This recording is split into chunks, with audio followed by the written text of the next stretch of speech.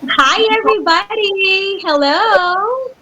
Magandang hapon sa lahat ng kasama natin on a very rainy, di ba? Sobrang maulan, lumalamig this Saturday afternoon. I'm Riza Diaz and joining me are our ka-chasers bringing you the latest and the hottest sports usapan na nangyari nga this past week. We have with us Zaldi Perez. How are you, Zaldi? Well, I'm very okay, Risa. Hi, Abak. Hi, Jerry. Hi, Waylon. At alam ba ninyo na the month of August will have 5 Saturdays, 5 Sundays, and 5 Mondays. And this only happens every 823 years. Kaya maswerte po tayo, naranasan natin itong phenomenon na ito. Pero dito sa The Chasedown, syempre, lagi niyo kami makakasama every Saturday for 2 hours. Nice. I love that. Waylon, how are you doing? Good, Riza. Kamusta mga chasers? At salamat kay Mang Tani sa kanyang trivia. At eto nga, ginaw ang panahon, maulan, pero kami ang bahala mga ka-chasers sa maiinit na sports, balita, balitaktakan, kwentuhan. Diyan lang kayo, relax. Relax lang kayo dyan mga ka-chasers. At I mukhang love your talagang ginaw na ginaw ka. It's so fitting in the, for the weather, and at the same time, we'll have topics also regarding the national team. So your jacket is perfect. Also looking nice in his sweater is Jerry Ramos. How are you, Jerry?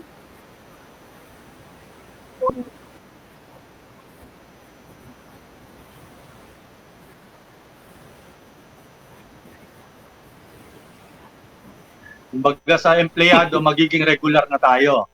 Nice. 6 months. Jerry Ramos. Oo. How are you, Jerry? Pero dito, sa susunod na 2 oras, hindi regular, pero espesyal na mga balita, mga pasabog at balitaktakan ang ating pag-uusapan sa mundo ng palakasan. Liza? That's right, Jerry. And of course, completing our team is the ever-dashing Mr. Aby Cordero. How are you, sir? Wow, thank you po, attorney. Magandang araw po ulit. Sa mga ka-chasers. Medyo nag-uulan lately, so no better place to do than to stay home and watch the Chasedown. Mamaya na kayo matulog, yung mga balak mag-siesta. Mamaya na, samahan niyo muna kami. Right, that's right. Abak is so correct, 'di ba? Kaysa maulanan kayo at hindi natin alam, 'di ba? Dahil pag nauulanan, sinasabi naghihina ang immune system. Let's all stay at home and entertain ourselves with again the latest news that happened in the world of sports here and abroad. So with that being said, let us welcome all of our guests that are watching us from Facebook to, of course, Signal PBA Rush. Ladies and gentlemen, boys and girls, welcome to the Chasedown on lockdown. All right, we have a pack show for everyone. Starting off with our headlines. Simulan na natin. Pinakamaiinit na headlines sa ating pag-uusapan ngayong araw na to. Unang-una syempre nga yung hindi masyadong magandang balita. Since Metro Manila NCR is placed under moderate enhanced community quarantine or itong ang MECQ natin, inaapektuhan din ang mga sports activities tulad ng pagre-resume ng mga ensayo ng ilang sports dahil nga dito sa MECQ. Pag-uusapan natin yan maya-maya. Okay. Yeah. Alright. Oo, headline. Ako nga pala yan. Nagkaroon ng... Nakalimot ako. Akala ko, hindi na ako. Pagtingin ko dito sa script, ako pala susunod. Akala ko si Abak. Okay, sa NBA tayo. Siyempre pa. Naku, gustong-gusto ni Welo nito. Yes! Yung LA Lakers, ay nakuha na yung top seed sa Western Conference. Ayan, nako. Western lang yan, Western. Oo. Alam mo Sa yung Western. Type na type ni Welong yan. Paborito niya yung team yung Lakers. Ito naman, local volleyball leagues. Ano kaya ang susunod na gagawin para makapag-umpisa na sa pagbabalik? Yun. Okay, ako naman. Ang headliner ko ay ang writer's block na pinangungunahan ng balitang tweet ni Conor McGregor na kumiliti sa Pacquiao fans. Ano ba yung tweet na yan? Malalaman natin mamaya. Yan. Ito naman, headline natin. Nabanggit ni Parang Jerry kanina, special ang araw na ito. Talagang special talaga. Dahil makakasama natin si Coach Tim Cone ng Barangay Ginebra San Miguel para alamin kung ano ang mangyayari sa team. Guest din natin ngayon ang volleyball star na si Aby Maraño. Makakasama natin later yan. At isa pa, hindi na special guest to Regular na chaser na to Malalaman natin mamaya kay Coach Ryan Gregorio kung ano ang mga bali-balita sa SBP. That's right. So that's our headlines. Kaya punong-puno ang ating show. So again, sa mga ka-chasers natin that are joining us this afternoon, mag-comment lang kayo on the Facebook page para mabati rin namin kayo maya-maya. But now, let's talk about the first topic, Jerry, about the MECQ affecting against sporting activities. Ako pala yan. Yes! Hala. Siyempre, sa bilang pagtugon dun sa mga panawagan nga ng mga health frontliners natin, di ba? Nagdesisyon ang ating Pangulo na muling ibalik ang Metro Manila at mga karatig bayan under modified enhanced community quarantine status. So, ang ibig sabihin niyan, bawal na naman yung pagsasama-sama sa malakihang grupo. Ang mga pinapayagan lang dyan na sports ay yung mga individual ones like jogging, biking, and running. At dahil dyan, nabalam muli yung pagbabalik ng PBA, mga PBA teams sa kanilang individual workouts at gayon din yung iba pang mga professional sports like football at yung pro boxing. But ang sinabi nga ni Commissioner Willie Marshall, nakakalungkot, but ano pa rin, tuloy pa rin, on track pa rin ang pagbabalik ng PBA. Ang kanyang tingin nga sagad na kung makabalik sila by mid-October. And ang kanyang panalangin lang makabalik na sa pagpa-practice or workouts yung mga teams by September dahil kailangan yan para maiwasan yung mga injuries sa players. Mahirap naman yung sasabak ka kaagad sa laro nang wala ka man lang training, wala ka man lang workouts, wala ka man lang, kumbaga, warm up. Kaya sabi niya, hopefully by September, makapag-practice na sila. Kasi kung hindi, sabi niya, medyo maaalangan na talaga yung pagre-restart ng season. And by September, magmi-meeting uli yung board kung tutuloy ba o totally cancel na ang 45th season ng Liga. Abangan. Ano ang tingin niyo doon? Mga ka-chasers. Abangan ang susunod na kabanata. Jerry, alam nyo na. let's just clarify that the MECQ is implemented, di ba? Nagsimula tayo in August 4 until the 18th of August. 18th. Now, the commissioner released that statement saying na baka September pa makapag-ensayo. Ang dami nagtatanong, hanggang 18, hopefully hanggang 18 lang ang MECQ.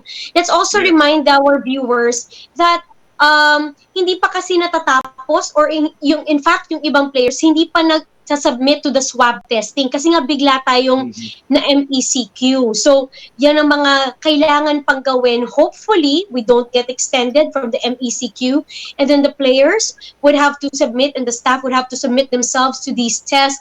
We get the results and then tsaka pa lang tayo talaga fully makakapag balik nga dun sa sa track na yon. It's just a little unfortunate, no? Like Waylon, because last week we were so upbeat. We were so delighted by the news given by Chairman Mitra na nabigyan na nga talaga ng approval, na pirmahan na yung mga implementing rules and regulation, and then suddenly we are held back. Did you hear from players perhaps kung anong sentiments nila regarding this? Riz, isa sa nakausap natin si Paul Lee, no, ng Magnolia, and he mentioned na talagang nakakapanghinayang na nagkaroon uli ng MECQ, although naiintindihan nila na players ng PBA na kailangan talagang gawin yung MECQ because of the numbers ng COVID cases na talagang palaki ng palaki, hindi siya bumababa eh. So naiintindihan nila, pero nandun yung panghihinayang. And add ko lang, Riza, no, nabanggit mo guest natin last week si GAB Chairman na Baham Mitra. Ang sabi niya sa atin,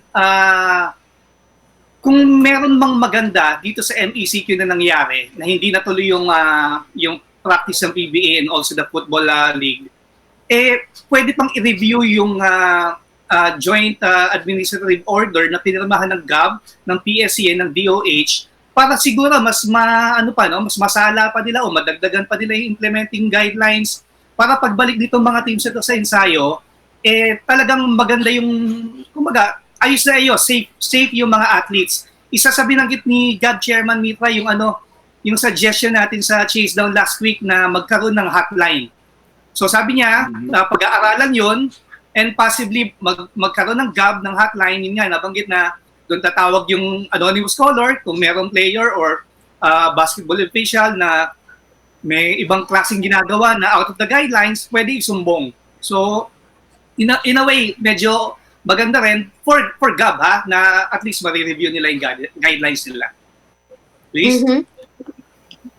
Yeah, I think more time is definitely something to look on the bright side of things. Kasi baka minsan we're thinking handa na tayo, pero baka sakali meron pang mga kailangang tignan or baguhin, and this would give us that time. Back with other sports, sa golf, lagay natin, bigla rin silang napatigil, di ba? So, katulad nun, kumbaga, it's also very disappointing because the others were trying to, were already getting their rhythm. Even in boxing, they were, slowly getting into that rhythm na ito na magbabalik na sila sa ensayo, tapos napigil na naman. Of course, it's always a tinatawag natin na domino effect, ano. Kapag dito natin sa bansa natin, is everybody, it seems, we're all looking after the PBA, ano, na kung makakasimula ang PBA, all else will follow. Papasok ang volleyball, papasok ang boxing, papasok ang golf, papasok ang tennis, and so on, ano. Talagang PBA ang ginagamit natin. Parang it serves as the yardstick when it comes to Philippine sports in this time of pandemic. Na oras na makabalik ang PBA, meron makakapag-set kasi sila ng pattern, the template, the blueprint kung paano susundin ng mga all the other leagues, ano. And habang tenga ang PBA, it only follows, ganun din. So much pressure is given to, the PBA as to being the barometer, di ba? Nung mga simula na din syempre ang PBA na sana mas maging agresibo sila in trying to secure, di ba, clearance. Kasi nga, bakit hindi? We are the second oldest existing pro basketball league in the world, second to the NBA. So kung tutuusin talagang marami ang nag-aabangan at nakatingin. With this scenario, Zaldi, and being as optimistic as we want to be, kasi parte rin tayo ng PBA family. Do you think 2 weeks is would have a big effect rather on the preparations that we're having? Although Commissioner said naman na kaya pa din, pero parang panipis na ng panipis yung PC natin. Oo nga, kasi itong MECQ sa tingin ko, talagang parang parang tinatawag na parang pangsukat ito o gauge, kung tinitingnan kung talagang magpa-flatten yung curve. At kung inyo mapapansin, hindi naman masyadong mahigpit dahil pinapayagan pa rin yung mga public transport pero para lamang doon sa mga frontliners. Ngayon ganito, kung meron noong August 10, actually dapat magpa-practice na, magsisimula na yung practice, di ba? Pero ito ay medyo nabalam. At siguradong na-reset na sila, pero may mga teams naman na optimistic regarding this, katulad ng talk and text.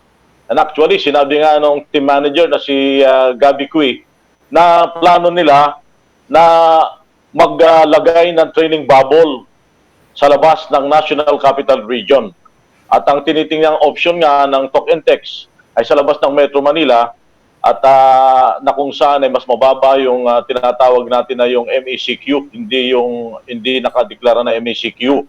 At yung nagbigay ng suggestion pa nga si Gov Chairman Baham Mitra at yan ay siguro nabasa na nating lahat na kung mangyayari at makakapaglagay noong semi-bubble na tinatawag ay ilagay ito sa Batangas, sa Quezon, sa Bataan, sa aking probinsya o sa Subic para makapag-umpisa na nga naman ng practice.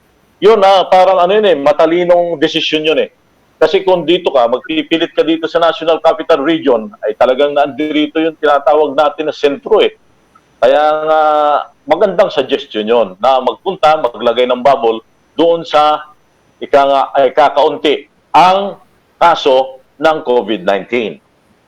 Okay. Now, I want to shift the discussion on another perspective. Jerry, coming from ito namang mga writers, kayo, yung mga nagsusulat sa iba't ibang mga broadsheets, writing also for, of course, websites that is keeping track of the games. How challenging has it been for sports writers like you to, to get that information? Kasi iba pa rin yung before, katulad dati na nandun kayo mismo sa venue, you also get to talk to players, to coaches, and then now you just have to rely, di ba, on what we actually see online, and at the same time yung mga personal connections ninyo, and again the lack of sporting events, diba? How is that affecting the sports writers in the Philippines? Challenging talaga, no, Jerry?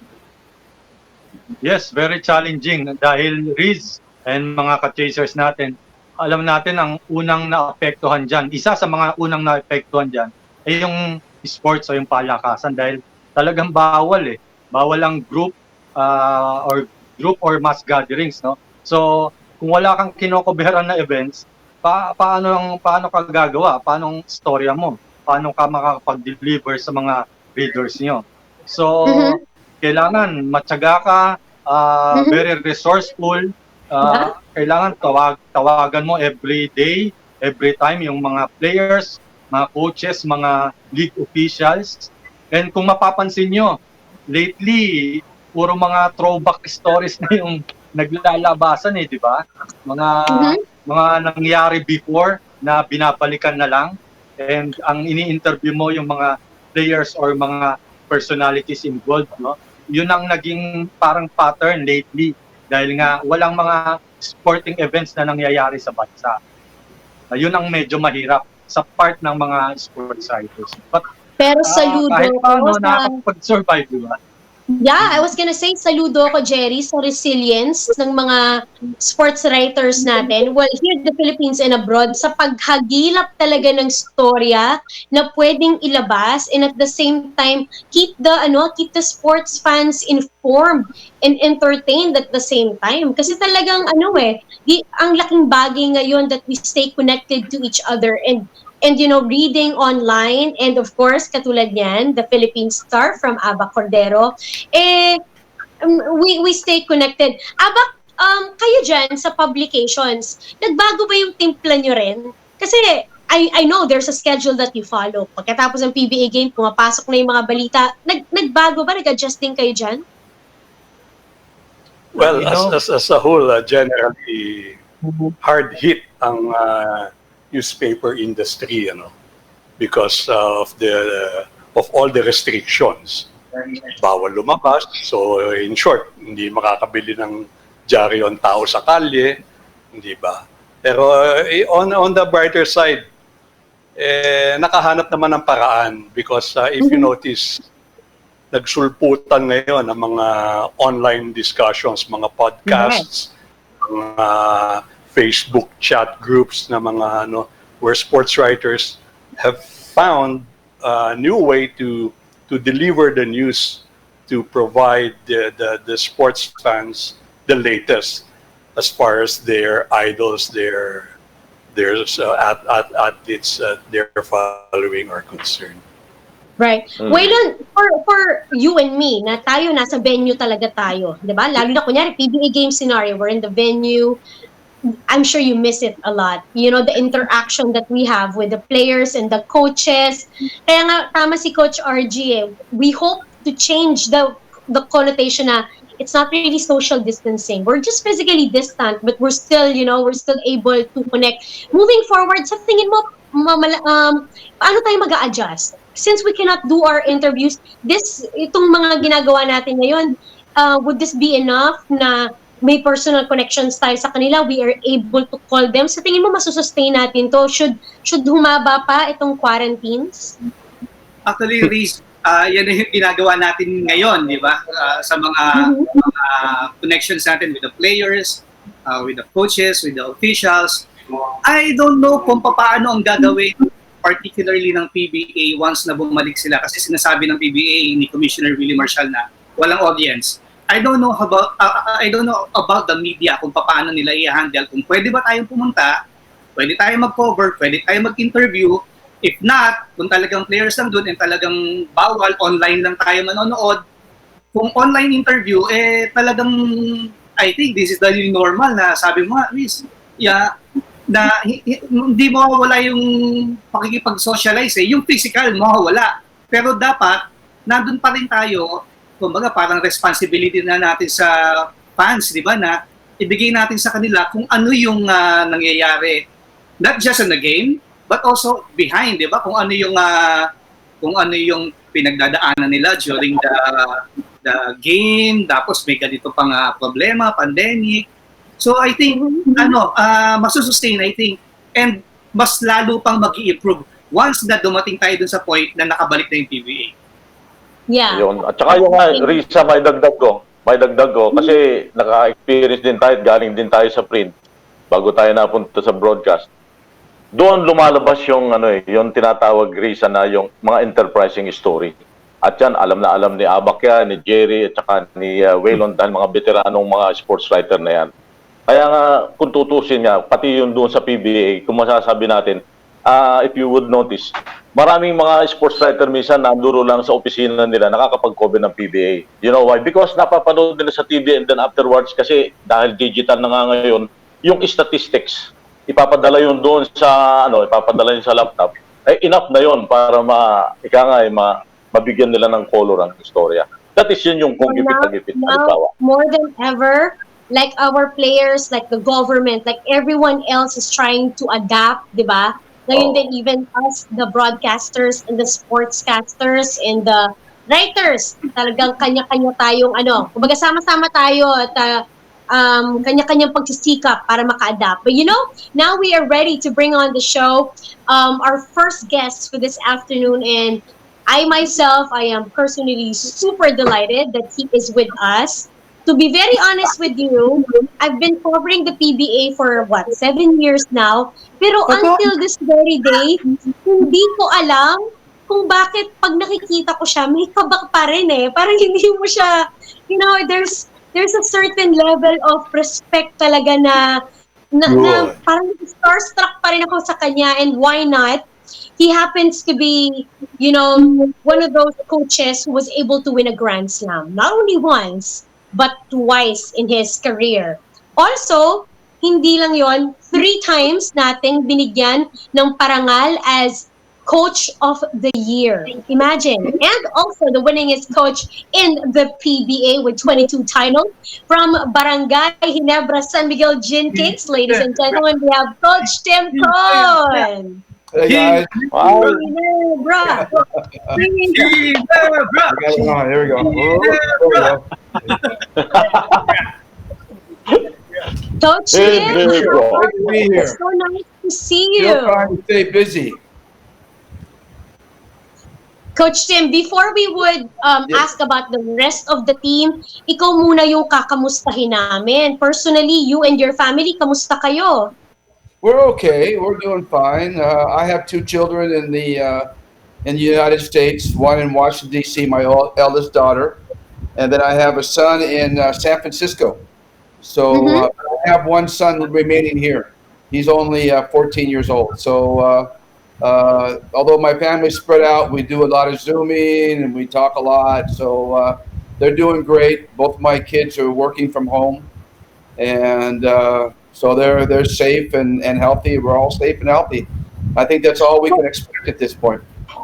Coach Tim, I know that you are fond of playing tennis before you start off with your day. Do you get to do that still today? No, Not anymore. No, well, we were until a few days ago, and Right. it was great. At least I was able to get up in the morning and play tennis, but that got taken away, and so many things have been taken away from us. It's amazing, and you learn to appreciate the things that you do have, and you certainly miss the things that you're used to having, but don't have anymore. Of course, that's also the PBA and being around the players and hanging out and you know, having practices and preparation and all that stuff. It's, you know, you while you're doing it, you think, oh, I'm so tired. I've been doing this for so long, but now that it's gone, it's boy, I just wish it was back. I know. We share the same sentiments. Abak has a question for you, Coach. Yes, sir. Has this quarantine given you time to think about your writing, your dreams of becoming the Hemingway of? Joining us. Yeah, it's been off and on. Mostly on, I think, but I've been taking breaks from it. I get frustrated, you know. I mean, I think like any other writer, I start really hating what I'm writing, and so I take a break for a little bit and then come back to it. But I'm trying to keep my discipline to write every day, but it's hard. I'm also recognizing how much information I have over 30 years. I don't know how to all put it into one book. From 1989 to 2020. Andame, I don't know. I'm so frustrated by that. I write about something, and I don't know. Maybe I'll have a good editor that can fix that all. Who knows? Okay. For the meantime, leave the writing to us, please. we'll be out of job. Coach, how's the team? Have you been in touch, in contact with your team? Do you deal with them online, Zoom, or what? However. Yeah, we regularly meet twice a week at the minimum. We have a regular schedule, Tuesdays and Fridays at 10 a.m. And we get together. We talk about what's the progress of the PBA. In terms of the testing, in terms of the return to the workouts. We discuss all that, and then we talk about other things for a while, and then at the end, we'll look at a video, a team building video, some kind of leadership or teamwork video, and basically that's what we've been doing. We've been trusting our guys to work out pretty much on their own. We have debated about doing Zoom workouts, but it's not something that I think that I want to do lightly. If we're going to do it, we're going to do it really hard and do it well. I can think sometimes those kind of things can be counterproductive if guys are skipping out or not showing up or things like that. So if we decide to do it, we're going to do it really hard. But as of now, every Tuesday and Friday we meet. We've been trying to get Justin Brownlee to get on from the States, but he hasn't been able to make it yet. But everybody else is on, so it's great. Mm-hmm. That's nice news. One more short question, Coach. You mentioned the practices. Have you drawn up anything specific? The time, the place? Well, First of all, I think it's very important that we make a clear distinction between practice and workouts. There's a really big distinction there. And workouts are development workouts. Basically, you're going one-on-one with the player, or one-on-two, and you're also working on conditioning. There's no contact. There's no obviously no strategy, no plays run. It's just really individualized work. We count on our players to do a lot of that on their own, especially in terms of the condition, because it's just a trust factor. I believe that you should trust your players, and I don't have to be mothering them all the time, making sure they're showing up and doing the thing. They're professionals. They should be able to do that on their own. And the more I think I mother, the more I try to force them to do things, the less they're willing to do it. So I think that if you tell them you trust them and you think they're do it on your own, then they'll do it on their own. But the team practices, that's obviously what I'm really waiting for. We can all get back together as a team, and I don't know when that's going to occur. But the individual workouts, we have plans. We have groups made already. We have a gym, our own gym that we're looking at, that we practiced in before. We're all set and we're all ready to go. We have the clusters that we're going to use together. We put a lot of thought into it, and we have programs in place. And now it's just a matter of getting a go signal. But again, the thing we're really waiting for is the full team practices. That's when it say, hey, we're back to work and we're going to start playing soon. All right. Waylon. Yes. Coach Tim, Yes. I'm just curious. You said that you want to write a book, but I'm sure you have notes. Behind you, is that the book of Tim Cone? Oh yes, these things. Yeah, I have 7 of them. Tingkol. Wow, Tim Cone! They were written. Nakita mo ba yun? Can we borrow that? Can we borrow that? They're just books of your writing. That's all they are. Oh, clippings! Wow. They're Clippings. compilations of all the articles that were written through the years, starting back in 1989. And my wife contracted a gentleman to do that for us. And so he puts them in these big books, and they're heavy as heck. Oh, heavy. Oh, they're really heavy. How many, Coach? How many books you have that? It's just stuff like this. Oh, Wow! Wow. So it's just a compilation of articles that have gone through the years. And I have 7, I believe. I have 7 of them. And they start from 1989, and they finish right before I joined Ginebra. So I haven't had one done for Ginebra yet. So the first, That's a lot of history. 1989 hanggang 2014, 2015 actually.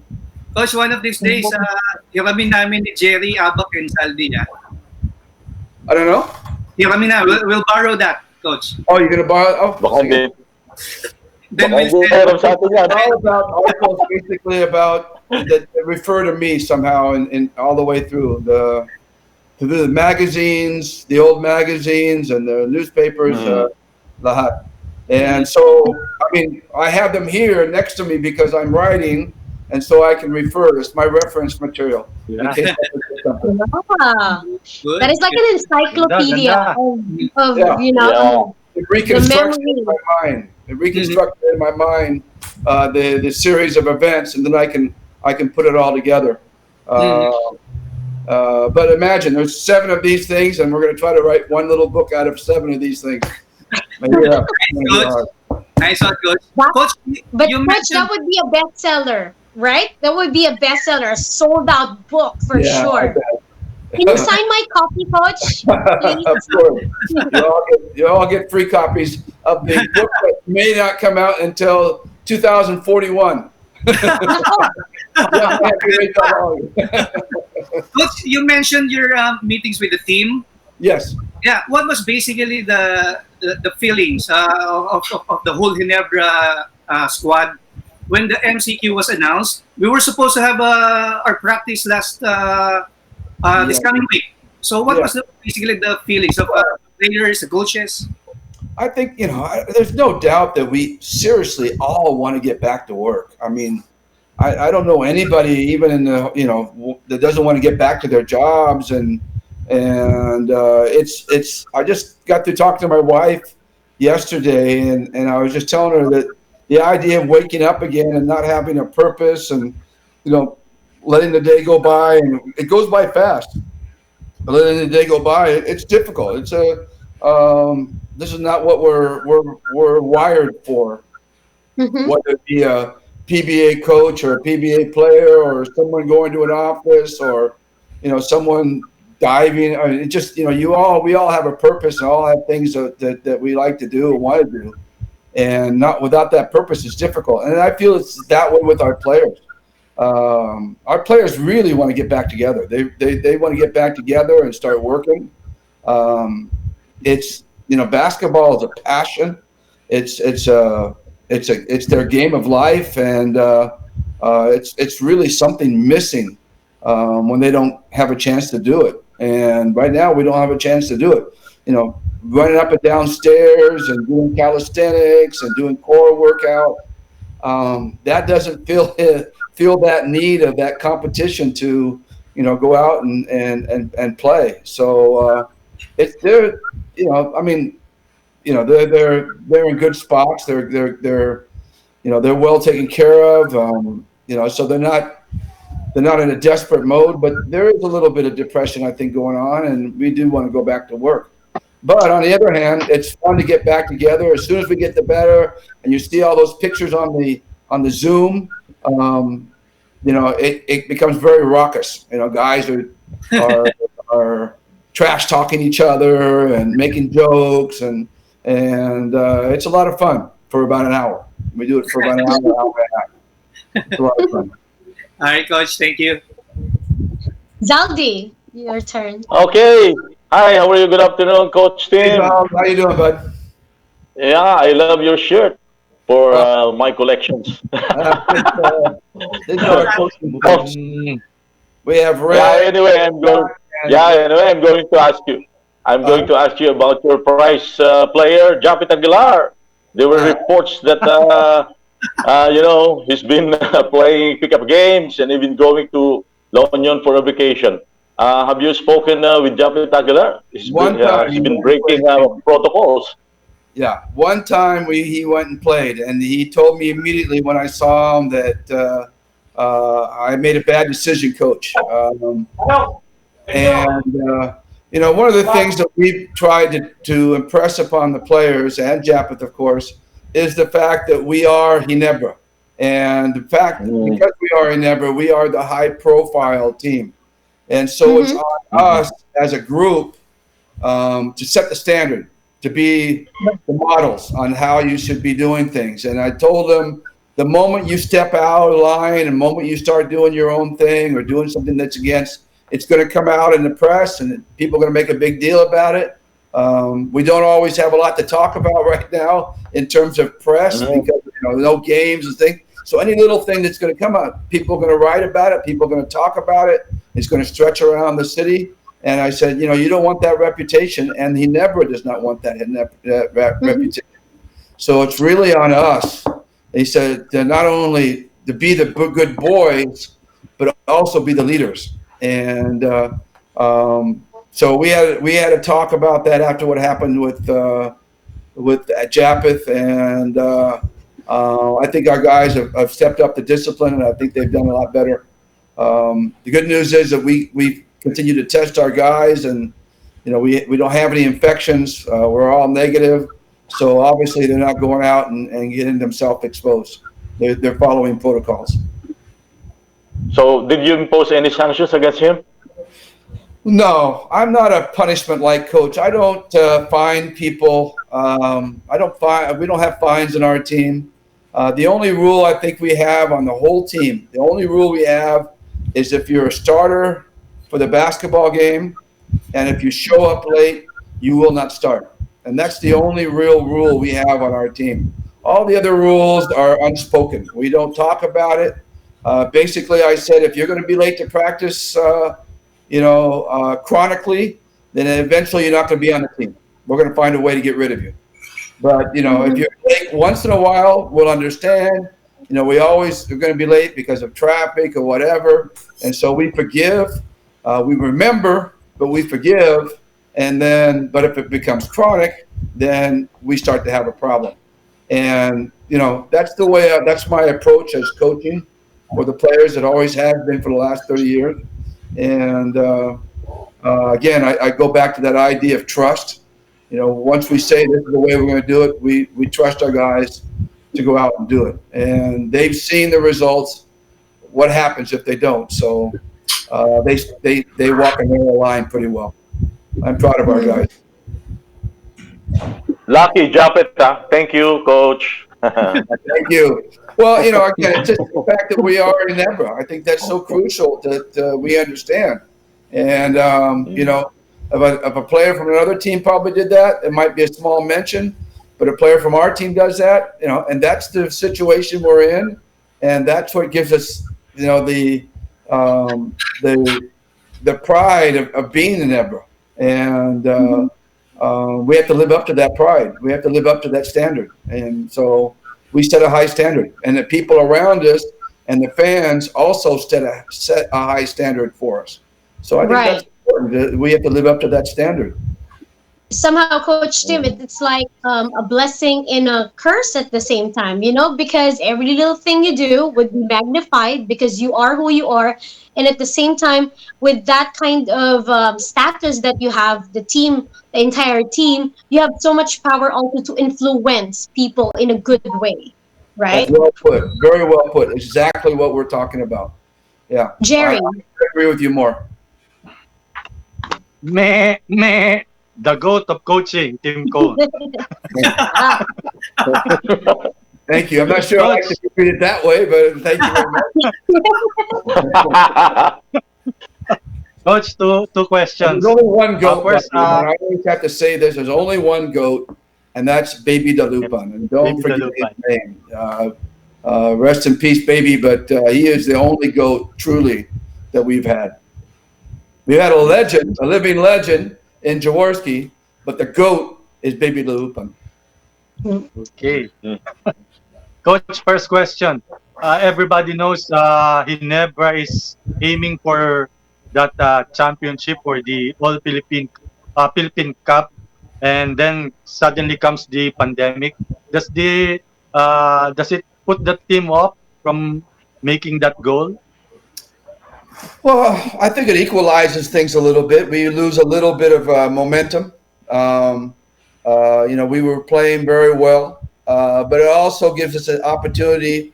Guys that have been had nagging injuries for quite a while, especially Stanley Pringle, it gives him an opportunity to get back to being 100%, and I think that's really important for us. He's our mover and shaker now at Ginebra, and we're only going to go as far as he goes. So if he's 100%, I think that really increases our chances. But it does equalize things. It equalizes, because we're all going to come back after a long, long stretch and back to zero. And it's really that team that's going to be able to get in shape and be able to rediscover their system and rediscover their system is going to be the team that's going to have the edge. And that could come out from anywhere. Not from us or San Miguel. It could really literally come out from anybody. So I think it equalizes things quite a bit. But we're looking forward. I mean, we're no longer thinking about all Filipino championship. Right now, we're just thinking about let's get back to work and let's chase whatever is out there. It may be a short tournament, it may be a longer tournament, it may be a true all Filipino. We don't know. But we're hoping to get back as quickly as possible. I think the NBA, if I may add, has shown us a great model in terms of being able to get into a bubble, and they've had 4 tests now, I think, and they've tested like 1,200 people, and all the 1,200 have come out negative. and they've been together for three or 4 weeks now. So, obviously they're doing something right. Now, whether it can be duplicated in a proper financial manner, I don't know. That's something that that's beyond my pay grade. That's up there with the commissioner's office. But it would be nice if we could do something like that and get back to work. Speaking of the bubble, coach, one of your top deputy actually, Richard Del Rosario, suggested for the PBA to adopt the NBA bubble, but unfortunately was put under the back burner. Have you seen Coach Richard's suggestion, Coach? Oh yes, I've been a big proponent of it, and we've talked a lot about it, and I've had some input in terms of that, and he's allowed me to put some input in, and I just really appreciate the work that Richard's done. He's done a lot of work in terms of trying to find creative ways in which we can get back to work and get back to playing games. And I honestly felt that he's come up with a bunch of really dynamic and great stuff. And the only thing I just we don't have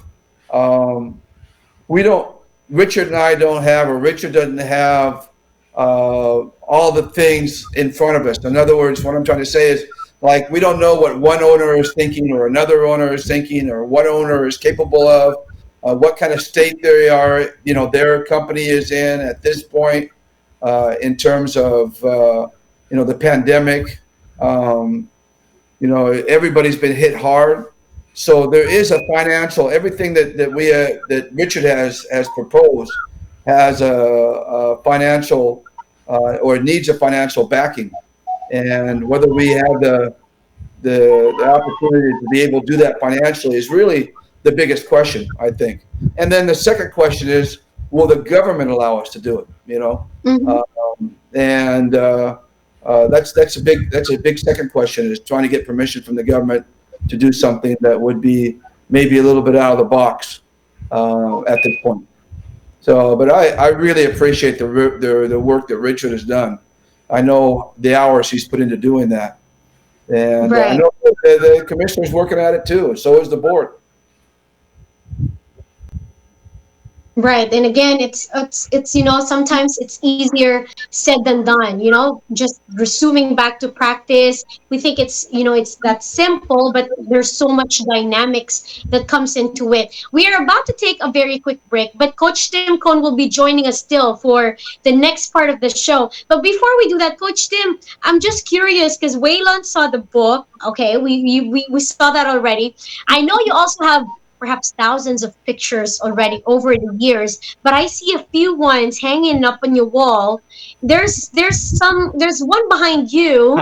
Mm-hmm. Can you tell us a little more about these? Which there's one with you and someone, like a player perhaps. I'll take it down. Oh, you mean this one with pink? Oh, is that Mark? That's Mark Pingers. Yeah. Oh, okay. Believe after, what does it say? The 2012 PBA Commissioner's Cup. So this is the one. This is the first one we won. First one, yes. With Denzel Bulls. That's us post game, I think, in the locker room. Yeah, it's in the locker room after the game with the trophy, championship trophy. Yeah, I've got maybe 15 pictures around here through the years. Just 15 in frames. Yeah, I guess maybe more than 15. 1, 2, 3, 4, 5, 6, 7, 8, 9, 10, 11, 12, 13, 14. No, exactly. Well, 15, and I have some other ones over there. I don't know, maybe about 20. I have about 20. Do you have anything in particular most of them, I should say, are from Tony Lou. Tony Lou made and then sometimes my wife would change the frame, but all these pictures. Nice. The one you see up, or is it here? There? Yeah. We see it, Coach. The one on here. The one over my left shoulder. Yes. The one up there. There we go. That's the Grand Slam picture of me and Baby and Tommy Minotok and Norman Black. Four Grand coaches. Grand coaches. Yeah. The collector's item, Coach. We were defeated in April 9th, 2000. At the, remember the 25th silver anniversary when they had that top 25 players? They also gave us a thing. Still have that around somewhere. Anyway. Do you have anything in particular that is kind of like your favorite photo? Perhaps something that is in a wallpaper of your phone? No, I don't need it on my wallpaper because I sit here all day long, basically. So this is one of my favorites right here. You'll see this one there. Let me see. Wow. That's Jaworski. Sonny Jaworski and myself in the first finals back in 1991. That was our first championship, my first championship. And we played, that was just before Who's Hungrier, Ginebra or Alaska. Wow. Wes Matthews was the import. We had Sean, of course. Wow. So Wow. I was young and poggy back then. So Until now, Coach. Until now. And then I had Kevin some Costner yan. pictures when Eric Spoelstra visited and things like that. They're all over. Yeah, my wife puts them all up. This room of yours in your house is some place to visit for a sports fan, especially for a Tim Cone fan. It's amazing. It's crazy. We need a full episode for that, perhaps on another day. The Tim Cone Museum. Right. And we're gonna charge entrance. There's entrance fee. You'll have a hard time getting through the door with my wife there. My wife is very private. She'll probably be upset that I'm showing these pictures. Anyway, go ahead.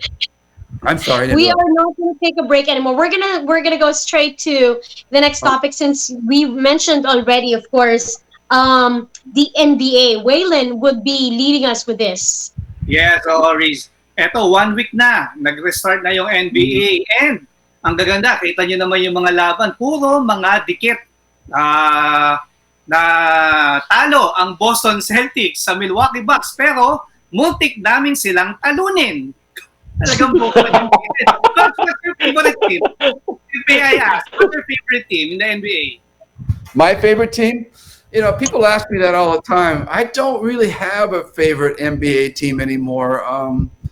I have a favorite baseball team. I'm a diehard, parang Ginebra diehard when I for baseball and also for football. But basketball, I'm really more of a system coach. I follow systems, and so in the old days, I was a fan of the Lakers because of Kareem Abdul-Jabbar and Magic Johnson. And I followed them for years until Magic retired, and then, of course, Phil Jackson started coaching the Chicago Bulls, and I became a fan of the Bulls. But I was really more of a fan of their system, and Tex Winter and such. So that from there, I just became fans of system. But I don't really cheer for NBA right now, but I watch it a lot.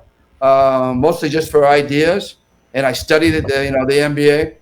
But if I had to pick a team right now that I'm following more than others, it would probably be the Miami Heat. But that's because I like Eric Spoelstra. I know Eric Spoelstra, and I wanted him to do well.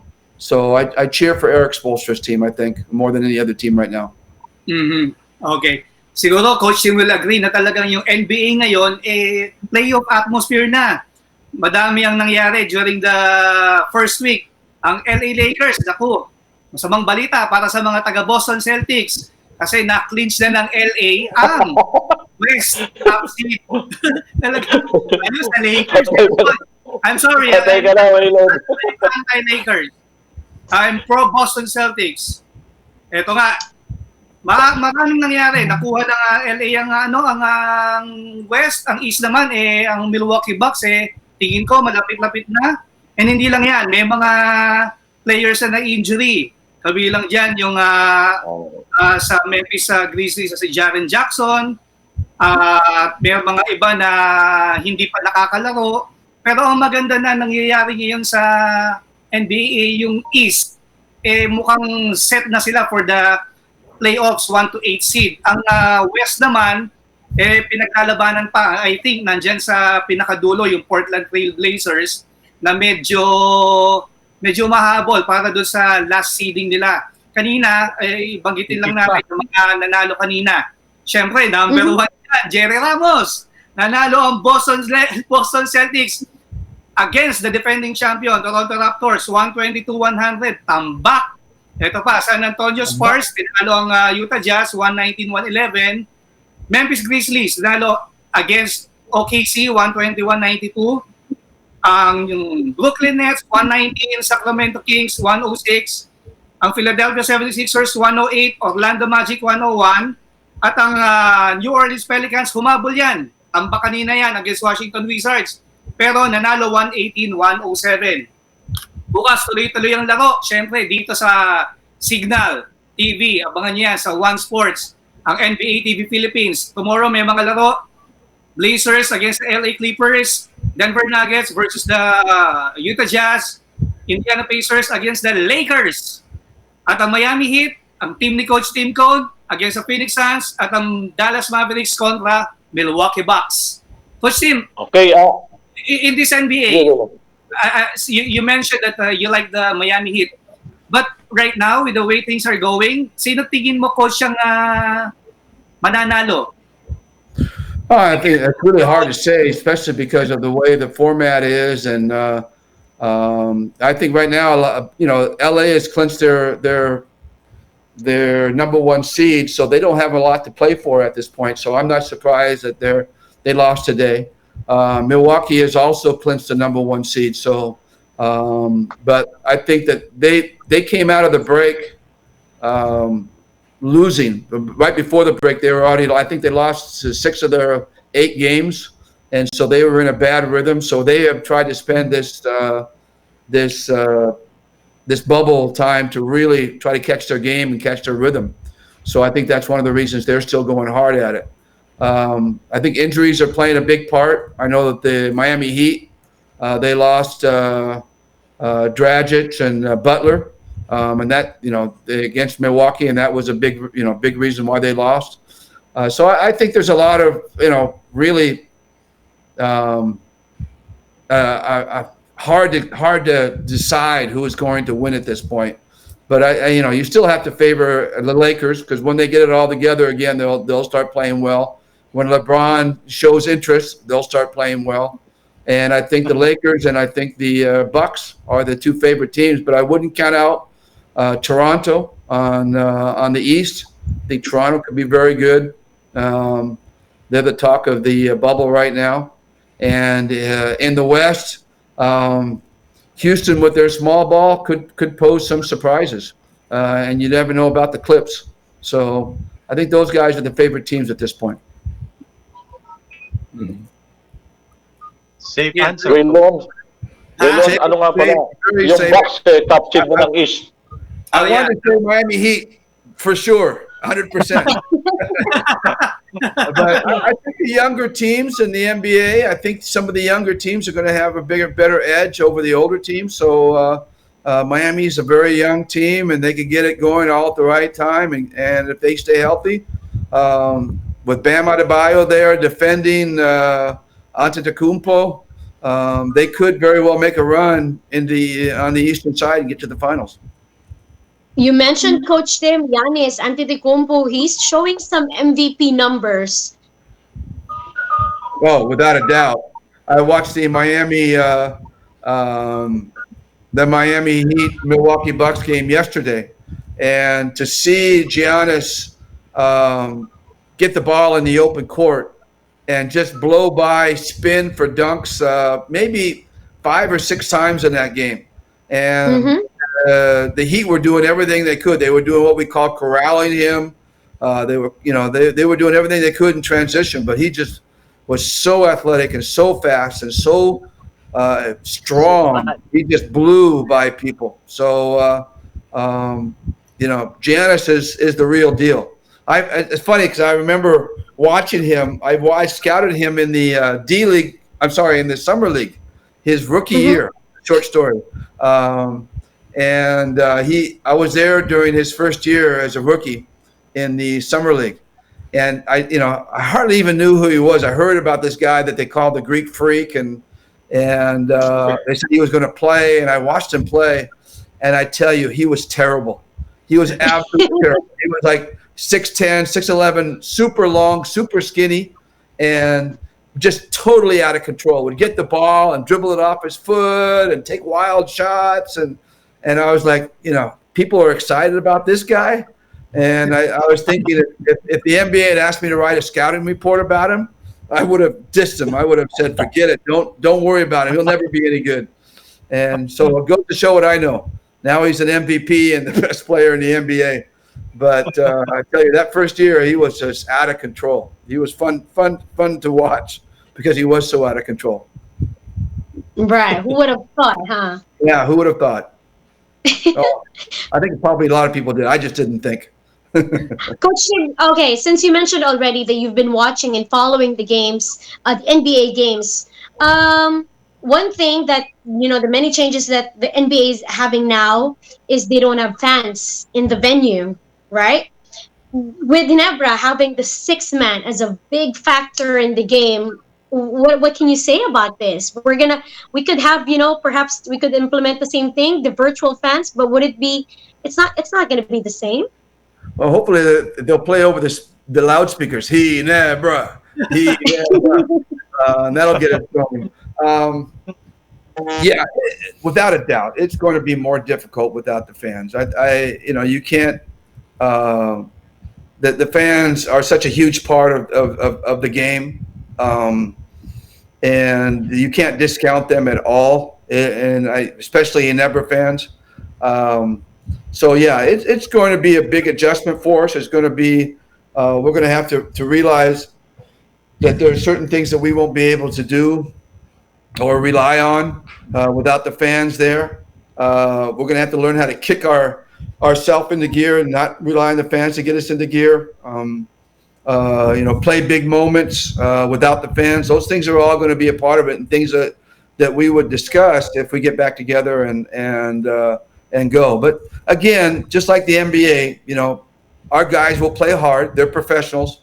They know and love the game, and I don't think that's going to be an issue in terms of our guys are playing hard. It's just that extra boost that you get from the fans is so valuable. So, Coach, going back to your team, how's Greg Slaughter? We really don't know. We haven't had much contact with Greg. We had some right before the pandemic started, before we started to close things down. He left for the States, and I know he's spoken to LA a couple of times. He's spoken to some of the players, but I really don't have an update on what he's doing, or what his whereabouts are. We're just kind of in terms of Greg, we're kind of in limbo. I don't think that would come clear until everything settles down and we start getting back to work. Maybe we'll hear that he wants to come back to work. We don't know. Mm-hmm. How about, have there been trade offers for Greg, Coach? No, everything's dead right now. Nobody's talking about anything in terms of trade. Too many things up in the air, like who's going to pay contracts, financial matters, things of that sort. And the other thing is that Greg would have to come in and work out a contract with a new team, even if he was traded. But we don't have any conversations. We don't have any desire to trade Greg. So we won the last championship with Greg, and when he's healthy and when he's going, he's a dominant player in the league. And I really like the fact, especially towards the end of the last conference, he was really starting to mold his game a little bit to being more of a perimeter type big man. He was shooting a little bit more from the perimeter.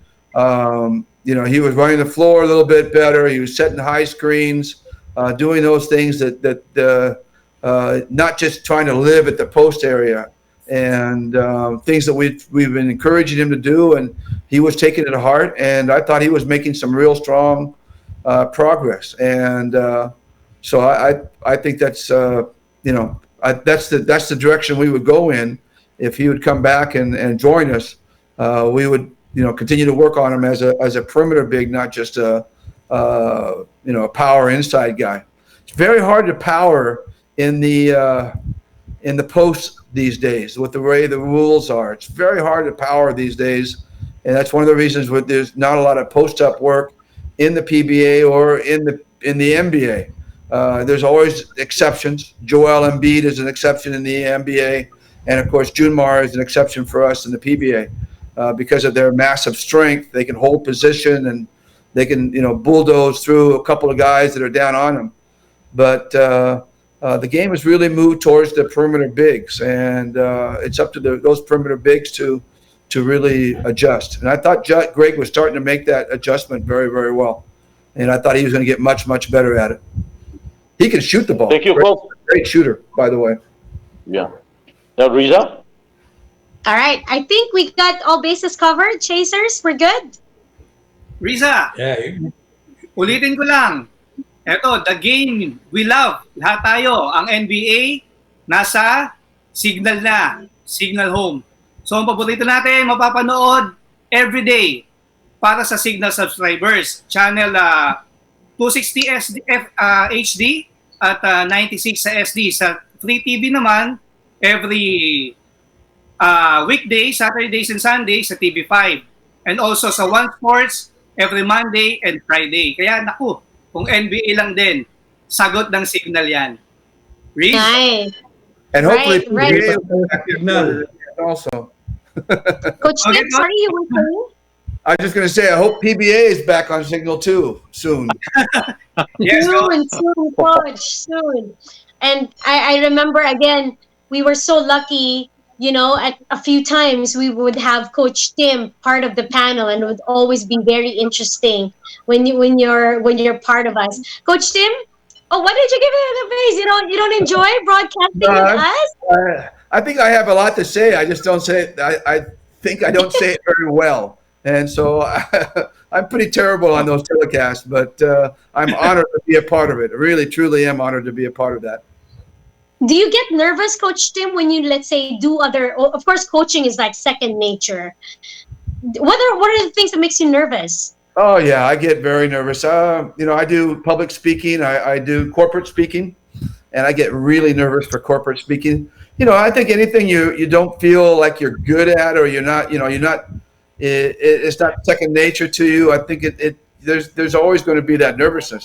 Coaching, I still get nervous in coaching, no doubt about it. I get bad stomachs and I sleepless nights and stuff. But I've been able to adjust over the years. But in terms of public speaking or getting on in front of a camera and stuff like that, I still get nervous, quite nervous. And But that's a good thing. It keeps you on your toes. Keeps you on your toes. Yeah, it does.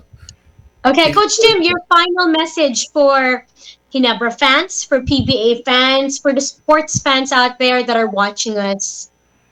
I think that the message would go just to to everybody, not just to PBA fans. Of course, they're the ones that are watching, but it's been a difficult time for all of us, and more difficult for others than others. And my heart goes out to them, and I just keep thinking, we just got to find a way to persevere and fight through this.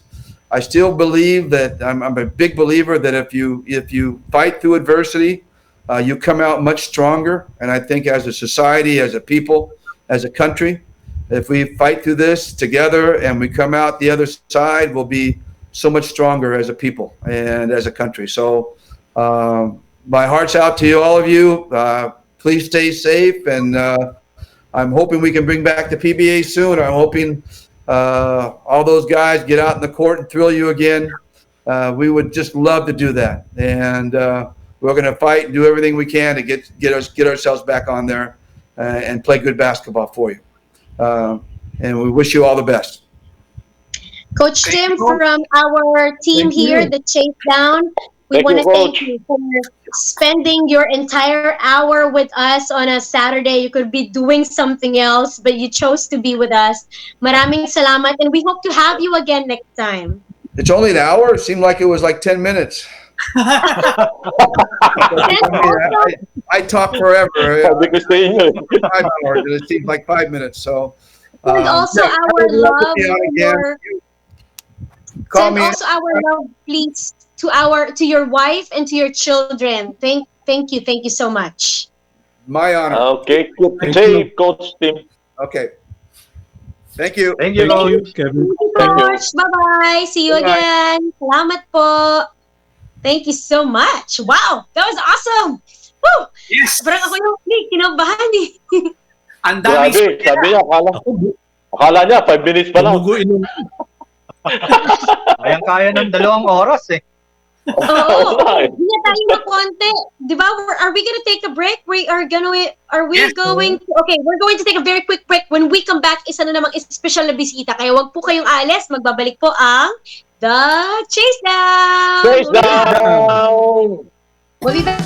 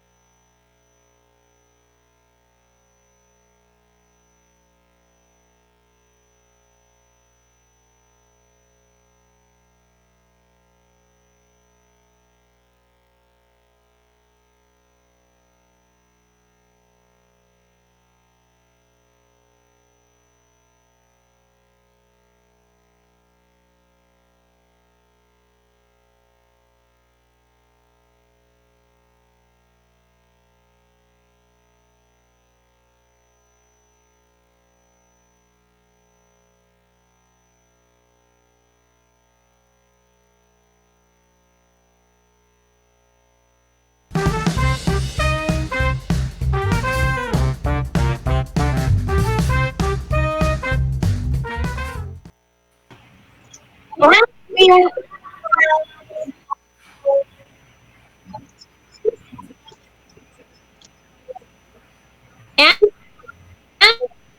And we are back down those as via sport right on Facebook. Sana okay kayo.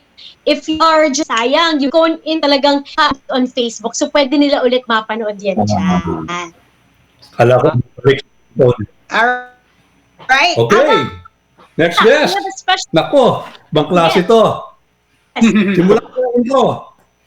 3-time UAAP champion. 2-time UAAP MVP. Women's volleyball to, ha? And 6-time champion sa PSL. Ako, para sa grabe yan, ha? Grabe. Abak, grabe yan, ha? Para sa akin, itong player na to, ito ang official team captain ng buong PSL. Dahil she commands all the respect. Oo. Kumbaga, may ambassador, iba yun. Ito, pwede na siya tawagin talagang team captain ng buong PSL or even women's volleyball. Walang iba kundi si Miss Aby Maraño. Aby, welcome. Hi, Aby. Good afternoon. Hello, Chang Aby. Hi, sir. Wala po Chang Aby. Hi, Mars! Oo nga, no? Dito na tayo ulit nagkita. Aba? Magkumari pala itong dalawang to. Kumayos naman to. Oh. Oh, kamustahin ka muna namin. You are looking good, ha? Kitang-kita terms mo. You're looking very much in shape. I follow you like Yes. one in the hundreds From Monday to followers Saturday on social. Tinatry mo pa rin, no? Na makapag-exercise, makapag-workout, kahit ka na lang nakikipaglaro. Go-workout, hindi pinababayaan.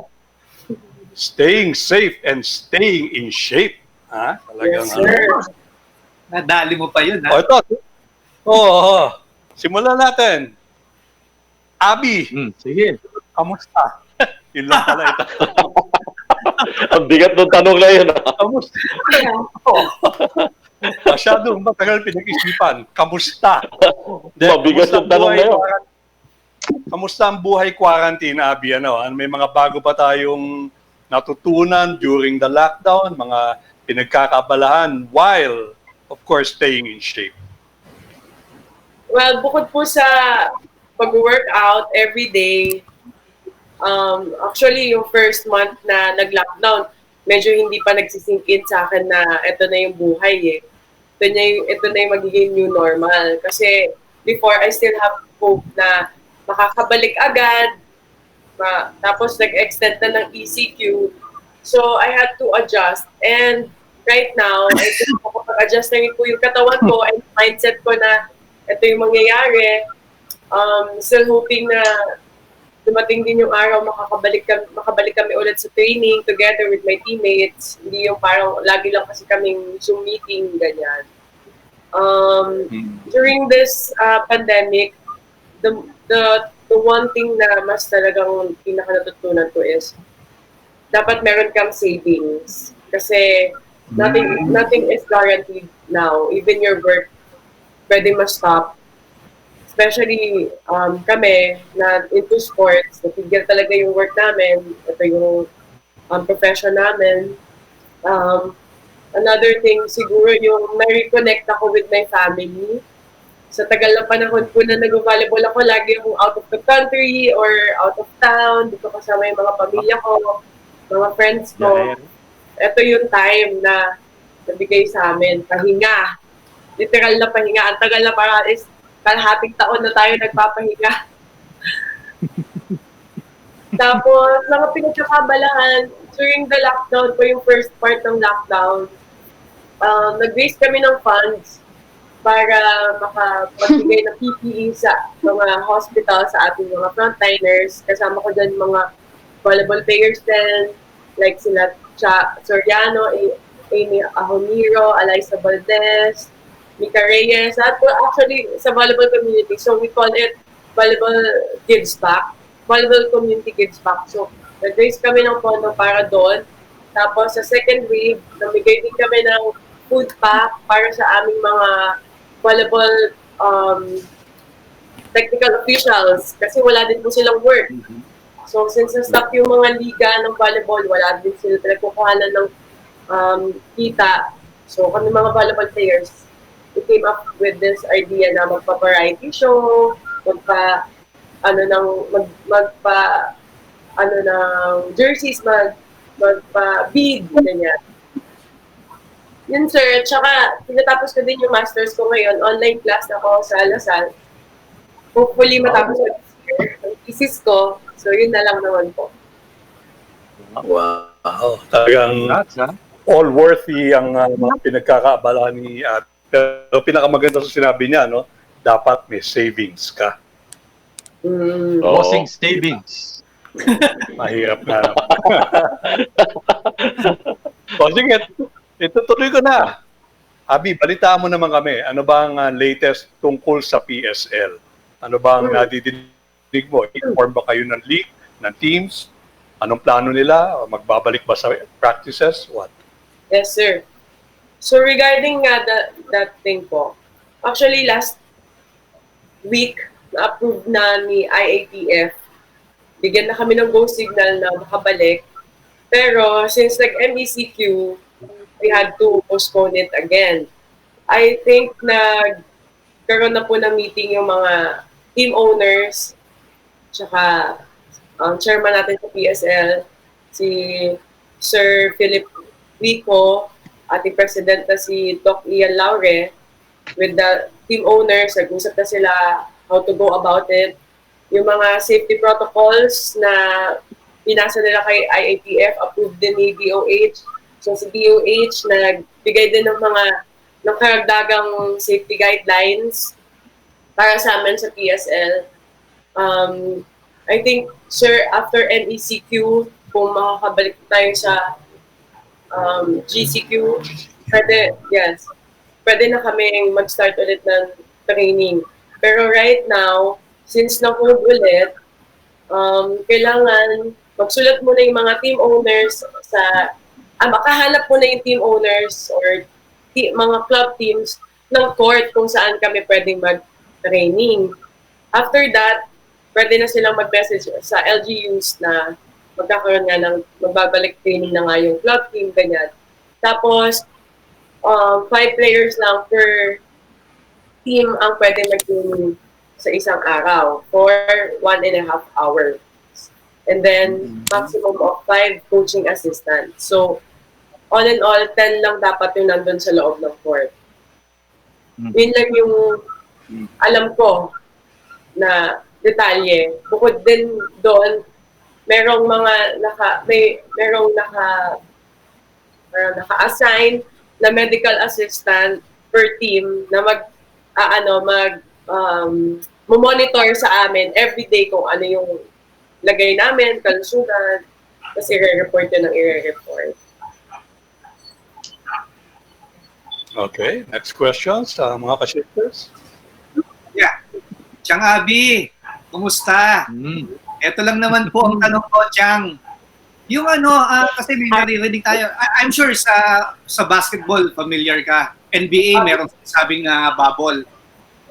Consider ba to para sa PSL? Kasi sabi mo, naghahanap, ang isang sa crucial factor for PSL is maghanap yung mga team owners ng venue para mapag-insulate. Pero kung isang venue lang, is it possible para sa PSL magkaroon ng isang venue na tawaging bubble? Parang hindi po wala yun sa sa plan Kasi medyo mahirap din po yung bubble training. Tapos yung budgeting din siguro, sir. Okay. Din nila, kino-consider nila. alam naman natin ang NBA talaga sobrang yaman naman din ng liga na yan eh. So ayun, may mga club teams kasi sir na meron silang personal gym na pwede na nilang gamitin anytime na payagan na talaga lahat makabalik. So, syempre parang we don't know if comfortable sila to share it with other teams, di ba? Pinisipin din nila yung yung safety ng kanilang players. Thanks, Abby. Right. Zaldi. Well, Aby, sa loob ba ng 5 months na itong quarantine, na almost magsi 6 months na nga, sabi mo nga, kalahating taon nang walang volleyball, meron ko ba nabalitaan na nagkaroon ng scrimmage o nagkaroon ng practice game? Wala po talaga. Kasi po, after the lockdown, lahat ng players na taga-probinsya, pinauwi talaga ng mga club. They were sent home talaga nung nag-announce na ng ECQ. Ito nga pala, dahil kayo by contract din kayo, di ba? Yung bang, siyempre may kontrata kayo, tapos alanganin, bigla nagkaroon na itong pandemic na ito, yung bang kontrata nyo, tuloy pa rin yung sweldo ninyo? Sir, tuloy pa din yung sweldo. Pero nagkaroon kasi ng parang mandatory na kailangan talagang mag-cut. Why? Because yung mga companies na pinaglalaroan namin, hindi rin sila nakapag-operate during the lockdown. So, syempre, kontrata is kontrata. Pero as a player, kailangan meron ka rin concern sa club team mo, sa business side. Kasi kung hindi siya kumikita, pang sisweldo niya sa'yo, di ba? We don't want them to get bankrupt and then one day, pagbalik natin, wala na silang pambayad kasi binuhos nila lahat. So, dapat yung mga players, medyo mindful din sila doon, no? Hindi maging selfish. In a way, parang family din, sa mentor kasi sa F2, with our team owner, talagang family, ang pag-treat niya sa amin mga players. So, kami naman mga players, we feel like kami yung mga anak niya na, may problema sa business kasi nag-stop yung operation, 30% lang ang gumagana. So, kailangan from the employees of F2 down to us, kailangan lahat magbigay. Magbigay ka ng part mo na, kailangan mo talagang mag-sacrifice. So, ito yung panahon din talaga na yung mga players, kailangan isipin din nila yung mga club din sila. Kasi, during the time na okay naman lahat binibigay naman din sa atin, di ba? So, ito din yung paraan na makatulong tayo sa club teams. That's why, thankful pa din, sir, na kahit pa paano nakakatanggap kaysa wala. Okay. Makinig kayo kay Aby. Diba, sir? True. Yes, hello, Chang Aby. Bago ako mag-question, paano ba nagsimula yung Chang Aby na tawag sa'yo? Kasi lagi akong parang ate or ate ng lahat. Nahilig kasi yung mag-alaga yung mga teammates ko kasi back in college. Sobrang pampered sa akin. Baby ko, ganyan. Kahit sa mga ibang teams na nakakalaro ako, ganun. So, parang pinangalanan ako ni Mac Junicio, si Bengadora, ng volleyball community, na Chang Aby yung tawag sa akin. Kasi parang siyakin ng lahat, ganun. Anytime, anong kailangan nila, nandyan ako. Okay. Aby, ang question ko, sila Jajas and Dindin Santiago, even Alyssa Valdez, naglaro na sila overseas, no? Sa'yo ba walang offer na dumating na maglaro ka sa ibang bansa? Meron, sir. Back in 2016, I was asked to play in Thailand. So, the problem lang was, yung liga nila, conflict din sa liga namin sa PSL. So, yun. Hindi na din na-push. Kasi nag-usap na din kami ni Coach. I forgot his name na taga-Thailand. So, yun nga po. Pero ngayon, wala kang balak, especially kung matagalan na magbalik ang PSL? Mahirap din ngayon, sir, kasi wala silang makita na nagpe-perform ako eh. So, hindi mo rin maaano yung sarili mo pa. Parang hindi mo mabibenta sa international kasi na-stop ka din maglaro. Tama. Thank you. Ito po. Welcome.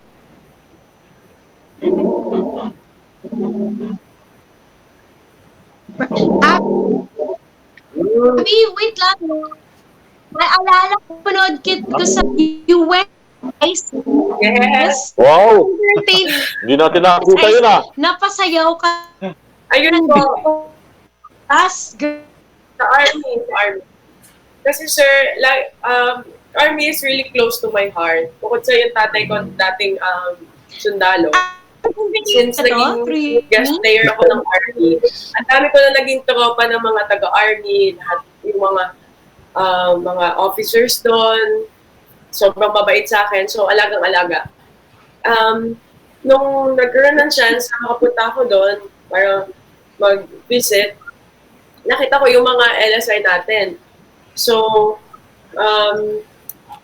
naalaman ko kasi, sir, na merong isang LSI na sobrang depressed.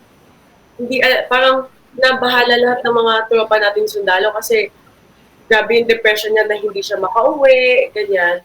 So, binago ni Army, ni SSC yung program. Parang kailangan mag-insert tayo ng entertainment. So, yan. Yung mga sundalo natin, pumasayaw doon, pumasanta, so, talagang nakikipag-interact sila sa mga LSI. Kaya nung dumating ako doon, ako naman din, wala akong may offer. Kumbaga, sarili ko lang, bukod sa magbibigay ako, mag-iwan ako ng mensahe para ma-motivate sila. Sabi ko, gusto ko din na ma-entertain sila. Kaya sumayaw kami ng mga TikTok na dance. Para lang mabuhayan sila doon. Kasi nakaka-bore talaga eh.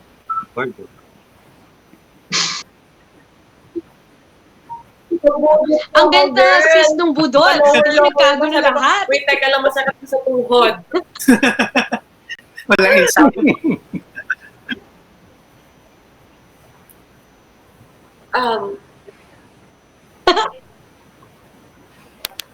I can't remember.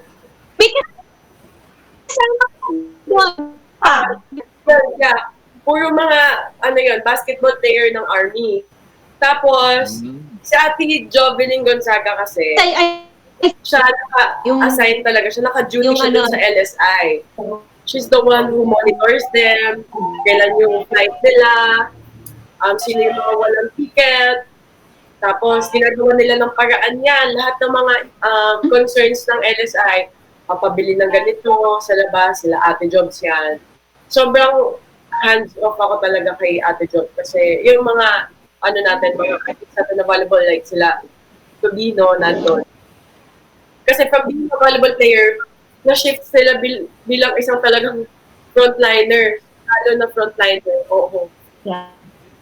Imagine, nakipag-interact ka sa mga LSI, di mo alam, may positive ba doon? Or negative from coronavirus. Talagang isasangkalan nila yung sarili nila. Pero nakakatuwa kasi talagang pinapanatili nilang maging healthy para labanan din yung virus if ever maka-encounter sila, diba?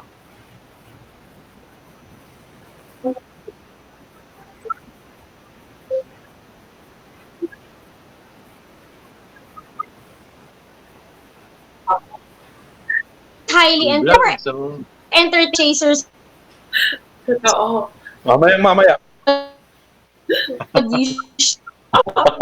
Mute post ni Meron, kaso na-stop ako ng editing kasi hindi ako masyado nag-focus sa vlogging. Kaya nag-focus ako sa sarili ko. Ganon? Kasi medyo nag-activate yung psoriasis. So, kailangan makapag-zen mode, makapag-relax, masyado ma-stress. Pero this coming Sunday, maglalabas na ako ulit ng bagong video kasi tagal na nila nag-try. So sa vlog, sir, kung gusto nilang kaya mga ka-chaser, kung gusto nyo makilala yung mga volleyball players from outside volleyball court, doon nyo sila makikilala kung gaano kami ka-funny at kasaya kasama outside volleyball. So, watch na kayo. Yun, abang natin yan. May nagpapasample. Panoorin yan. May nag-phone in question lang, nag-text eh. Yan.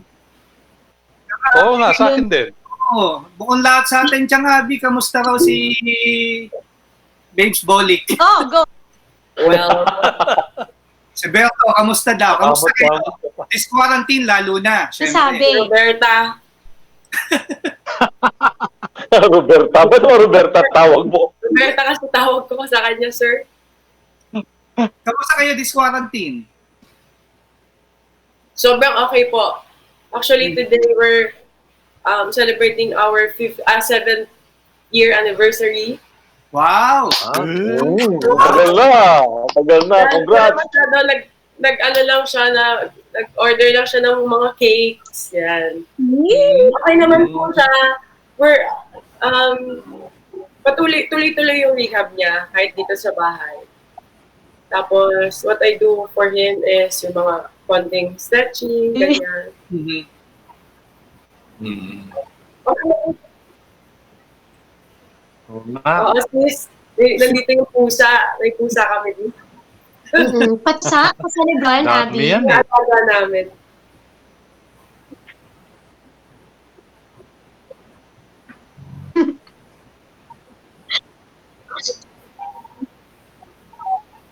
Okay, we don't have so much time.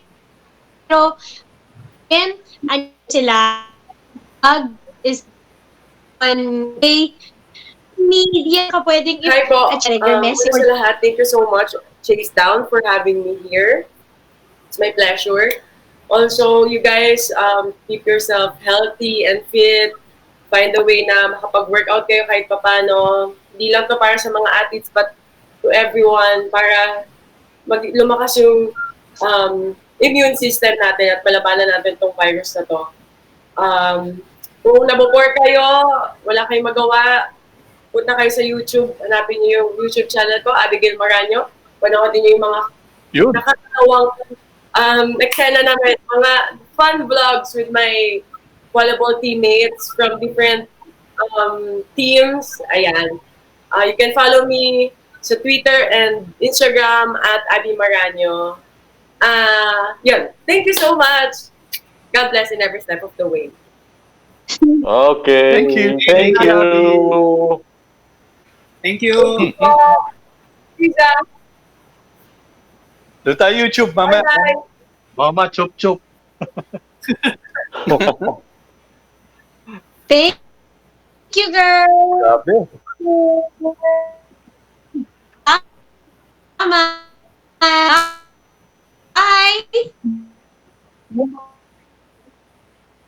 Guys. O, paspasan lang. Si Conor McGregor, nag-tweet kasi Aby. in Tagalog, in Filipino. Sabi niya, tinatanggap ko na. So ano bang ibig sabihin?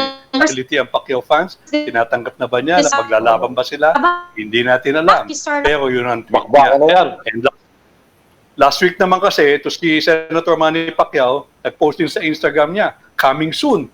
So talagang hindi natin alam kung kinikilitin nila ang fans. Pero let us remember that these two superstars are under one management sports firm, which is Paradigm. So pwedeng, alam mo, may mga publicists sa mga yan, and during quarantine, medyo hindi na papag-usapan. Kailangan gumawa ng gimmick para mapag-usapan. Tingnan natin kung totoo, it remains to be seen. Yes. Ako lang si Jimmy Alapag.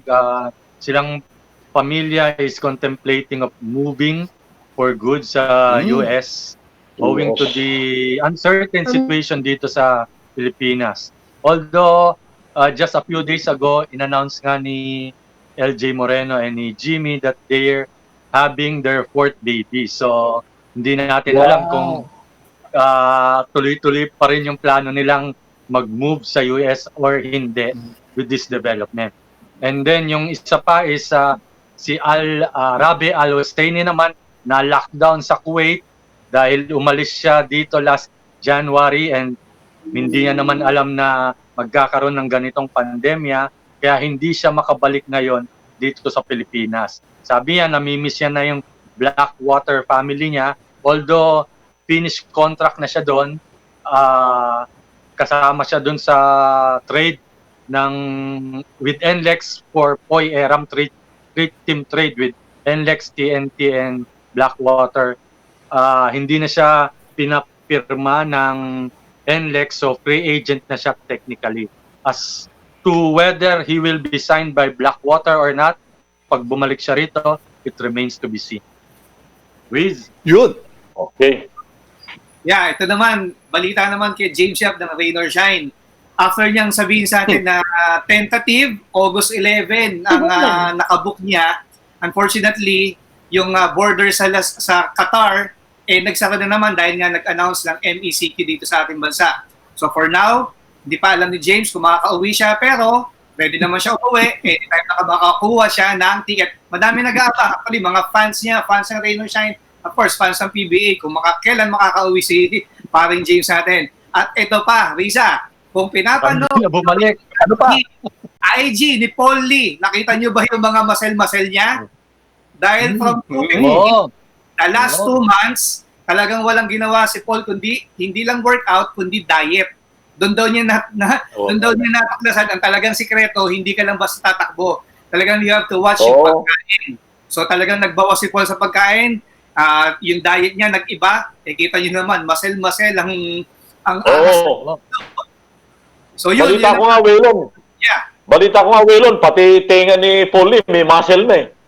Nagbabarbell eh. Pati tinga, nagka-muscle na.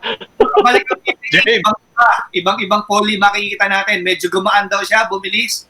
So makikita natin yan kay idol ng angas ng tundo. James, umuwi ka na. Ano? Yes. Yes. Napagod. Yes, tama. And of course, si Daddy with Little Tokyo, di ba? Habol siya ng habol. Kasi si Tokyo, talagang pumaya. Alright. Thank you for our block. Now, before we would say bye, we remind everyone again, itong time to get it now is actually how you can avail of the Signal app. Ang gagawin nyo lang, you go to Signal, or you download it. After nun, pwede na kayong mag-sign up. And then you key in your details. You have to wait after a